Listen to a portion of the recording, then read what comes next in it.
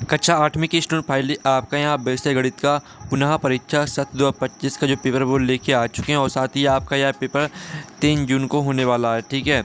और साथ ही आपको बता दें यह आपका महत्वपूर्ण पेपर है, तो इसे आपको अच्छी तरह से यहाँ पर तैयार करना है और साथ ही आपको अलग से भी आपको अपनी तैयारी करना है, ठीक है। और साथ ही आप वीडियो को लाइक कर लीजिए और चैनल को सब्सक्राइब कर लीजिए। आप यहाँ पर देख सकते हैं पूर्णांक आपका 60 अंक रहेगा कक्षा 8 और समय आपका 2.5 घंटे रहने वाला है। तो चलिए जो आपका पेपर है वो देख लेते हैं। तो सबसे पहले तो आते हैं आपके बहुविकल्पी प्रश्न आते हैं। प्रश्न 1 से 5 तक निर्देश आता है। प्रश्न को पढ़कर नीचे दिए विकल्पों में से सही विकल्प चुनकर उत्तर लिखिए। तो प्रश्न पहला आता है परिमेय संख्या का योज्य तत्समक है। तो आपको परिमेय संख्या का योज्य तत्समक बताना है। तो आपका इसका ए ऑप्शन आता है 0, बी आता 1, सी आता -1 और डी आता इनमें से कोई नहीं।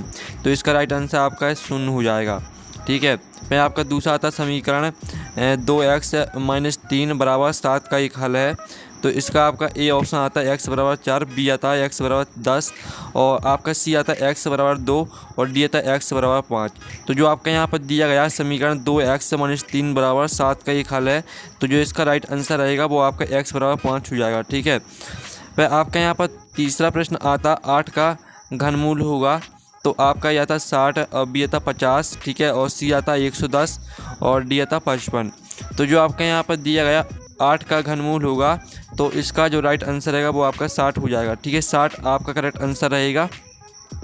फिर आपका चौथा आता है एक पासे को एक बार फेंकने पर 5 प्राप्त करने की प्रक्रिया क्या है, ठीक है। तो आप यहाँ पर देख सकते हैं इसका ए ऑप्शन आता है 1/5, बी आता है 1/2 और सी आता 5/6 और डी आता 1/6। तो जो आपके यहाँ पर दिया गया एक पासे को एक बार फेंकने पर 5 प्राप्त करने की प्रक्रिया है। तो इसका राइट आंसर आपका 1/6 हो जाएगा। और जो आपके यहाँ पर दिया गया पाँचवा प्रश्न आता मूलधन के साथ ब्याज पर लगने वाला ब्याज कहलाता है। तो आपका इसका ए ऑप्शन आता बट्टा और बी आता आपका सरल ब्याज और डी आता महाजनी बट्टा और डी आता चक्रवृद्धि ब्याज। तो जो आपके यहाँ पर दिया गया मूलधन के साथ ब्याज पर लगने वाला ब्याज कहलाता है। तो आपका 5वें का राइट आंसर आपका डी हो जाएगा चक्रवृद्धि ब्याज, ठीक है। तो इस तरह से आपके बहुविकल्पी प्रश्न कंप्लीट हो जाते हैं। अब आता है रिक्त स्थान की पूर्ति कीजिए, जो कि आपके यहाँ पर रहने वाले प्रश्न के मार्क्स 6 से 10 तक।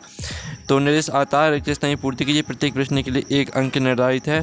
फिर आपका 6वां प्रश्न आता है जिसमें आप यहाँ पर दी हुई 2 परिमेय संख्याओं के मध्य डॉट डॉट परिमेय संख्या होती हैं। तो यहाँ पर दी हुई 2 परिमेय संख्याओं के मध्य आपकी कितनी परिमेय संख्या होती हैं, आपकी होती हैं अनंत, ठीक है। अनंत आपका यहाँ पर राइट आंसर रहेगा 6वें रिक्त स्थान का। फिर आपका 7वां आता एक समबाहुभुज का बाह्य कोण 30 डिग्री का है। तो उसकी भुजाओं की संख्या 12 होगी, ठीक है। 12 आपका राइट आंसर रहेगा। और फिर आपका यहाँ पर 8वां प्रश्न आता संख्याओं के रूप में 31 सूचनाएं डॉट कहलाती हैं। तो यहाँ पर संख्याओं के रूप में 31 सूचनाएं, ठीक है, क्या कहलाती हैं आपकी यहाँ पर। इसका जो आंसर रहेगा वो आपका हो जाएगा डाटा, ठीक है, डाटा कहलाती हैं। डाटा आपका राइट आंसर रहेगा। फिर आपका 9वां प्रश्न आता जीएसटी माल और डॉट डॉट का संक्षिप्त रूप है। तो इसका आंसर रहेगा आपका सेवा कर, ठीक है, सेवा कर का संक्षिप्त रूप है। और फिर आपका 10वां प्रश्न आता है 4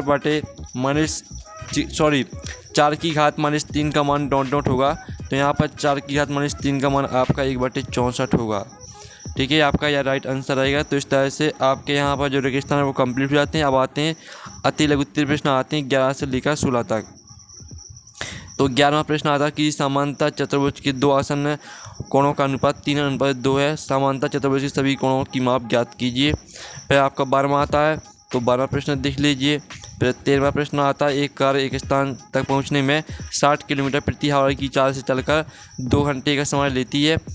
80 किलोमीटर प्रति आवर की चाल से उस कार को कितना समय लगेगा।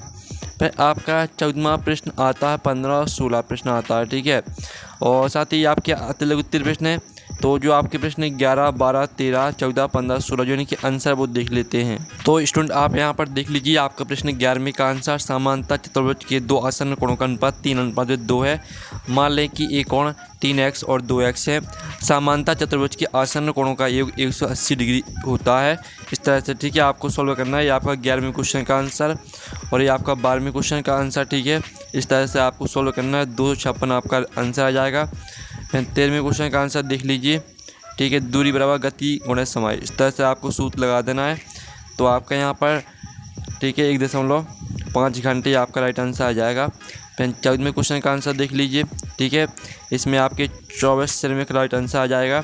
और साथ ही 15वें क्वेश्चन का आंसर देख लीजिए, आपका 15वें क्वेश्चन का आंसर, और ये आपका 16वें क्वेश्चन का आंसर कंप्लीट हो जाता है। अब स्टूडेंट आपके लिए उत्तरीय प्रश्न आते हैं 17 से 22 तक। तो 17वां आता हुआ है सबसे छोटी संख्या ज्ञात की जिससे 75 को भाग देने पर भागफल 1 पूर्ण प्राप्त हो। फिर आपका 18वां प्रश्न आता है। ठीक है, 19वां प्रश्न आता है, एक घन की भुजा की लंबाई 13 मीटर है तो उस घन का आयतन ज्ञात कीजिए। 20वां प्रश्न देख लीजिए। ठीक है, 21वां आता है, यदि एक पासे को एक बार फेंके तो परिणाम 2 प्राप्त करने की प्रयासता क्या होगी। और फिर 22वां आता है 25 विद्यार्थियों में से 72% विद्यार्थी गणित में रुचि रखते हैं, कितने विद्यार्थी गणित में रुचि नहीं रखते हैं। ठीक है, इस तरह से आपके यहाँ पर जो 17 से 22 तक लघु उत्तरीय प्रश्न है इनके आंसर देख लेते हैं। तो स्टूडेंट आप यहाँ पर देख लीजिए आपका 17वें प्रश्न का आंसर। ठीक है, 75 को पूरी तरह विभाजित करने वाली सबसे छोटी संख्या ज्ञात करनी है। ठीक है, 75 के अभाज्य गुणनखंड करें। इस तरह से आपको इसको पूरा सॉल्व करना है। ठीक है, आपका 17वें क्वेश्चन का आंसर, और ये आपका 18वें क्वेश्चन का आंसर। ठीक है, और साथ ही ये आपका 19वें क्वेश्चन का आंसर जिसमें आपका यहाँ पर 2197 घन मीटर ये आपका आंसर आ जाएगा। और ये आपका 20वें क्वेश्चन का आंसर। ठीक है, तो इस तरह से देखते रहिए, इस तरह से आपको सॉल्व करना है। और 21वें क्वेश्चन का आंसर भी देख लीजिएगा। ठीक है, इसका आंसर आपका 1/6 आ जाएगा। और 22वें क्वेश्चन का आंसर देख सकते हैं, ये आपका 22वें क्वेश्चन का आंसर रहेगा। और ये आपका 23वें क्वेश्चन का आंसर, 22वें क्वेश्चन का आंसर कंप्लीट हो गया। आप चलिए 23वें क्वेश्चन देख लेते हैं। अब स्टूडेंट आपके दिए उत्तरीय प्रश्न आते हैं 23-26 तक। तो 23वां आता है, एक व्यक्ति के वेतन में 10% वृद्धि होती है। यदि उसका नया वेतन 1,54,000 है तो उसका मूल्य वेतन ज्ञात कीजिए। ठीक है, फिर 24वां प्रश्न आता है, एक समांतर चतुर्भुज की एक भुजा और संगत ऊंचाई की माप क्रमशः 4 सेंटीमीटर और 3 सेंटीमीटर है, समांतर चतुर्भुज का क्षेत्रफल ज्ञात कीजिए। 25वां आता है 21 सेंटीमीटर। ठीक है, 21 सेंटीमीटर चौड़ाई वाले एक आयताकार कागज को चौड़ाई के अनुदेश मोड़कर 30 सेंटीमीटर वाला एक 5 बेलन बनाया गया, बेलन का आयतन ज्ञात कीजिए। और आपका 26वां आता संख्या 3375 का अभाज्य गुणनखंड विधि से घनमूल ज्ञात कीजिए। ठीक है, इस तरह से आपके प्रश्न यहाँ पर दिए जो आपके दिए उत्तरीय प्रश्न दिए 23-26 तक, जो इनके आंसर वो देख लेते हैं। तो स्टूडेंट आप यहाँ पर देख लीजिए, आपका 23वें प्रश्न का आंसर रहेगा। ठीक है, और ये आपका यहाँ पर 24वें प्रश्न का आंसर रहेगा जो कि आपका 12 वर्ग सेंटीमीटर होगा। ठीक है, और ये आपका 25वें प्रश्न का आंसर रहने वाला है, तो इसका भी आप स्क्रीनशॉट ले सकते हैं। ये आपका 25वें प्रश्न का आंसर रहेगा और ये आपका 26वें प्रश्न का आंसर रहेगा। ठीक है, तो इस तरह से जो आपके दिए उत्तरीय प्रश्न वो कंप्लीट हो जाते हैं। हमने पूरा पेपर संपूर्ण उत्तर सहित करा दिया है। और पेपर का PDF डाउनलोड करना चाहते हैं तो लिंक वीडियो के डिस्क्रिप्शन में दी गई, तो आप वहाँ से पेपर का PDF डाउनलोड कर सकते हैं। तो हम नेक्स्ट वीडियो में ले। Thanks for watching.